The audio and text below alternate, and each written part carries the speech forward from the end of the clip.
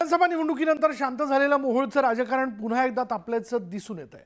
माजी आमदार राजन पाटील यांचे पुत्र अजिंक्य राणा पाटील यांनी एका कार्यक्रमात नाव न घेता उमेश पाटील यांच्यावर जोरदार टीका केली होती।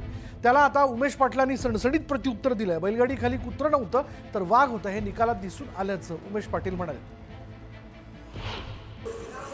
हे अजितदादाकडे काय आलेत माहिती का? ह्याला घेतलंच नाही कुठं, ह्याला कुठे घेतलं नाही म्हणून मग ते गेले की झालं जाऊ द्या, आम्हाला परत घ्या। मग दादा म्हणले आयला परत येतोय कुत्र तर घ्यावं गाडी खाली म्हणून। आलं का लक्षात महेश? हे अशा पद्धतीने सगळं झालेलं आणि तिथे काहीतरी वेगळं करायचं। मगाशी महेशरावने सांगितलं की बूट चाटून कधी राजकारण समाजकारण करू नये, परंतु आपोआप ते एकटं व्यक्ती आहे, तो बूट काय बुटाखालची माती सुद्धा चाटायला तयार।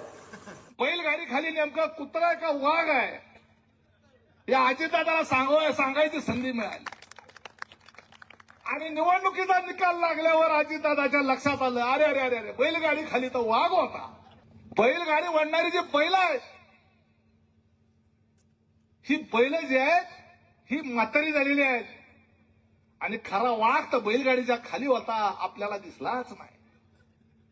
आणि निवडणुकीचा निकाल लागल्यानंतर मात्र अजितदादाच्या लक्षात आलं, मग असा वाघासारखा कार्यकर्ता ते कशाला सोड।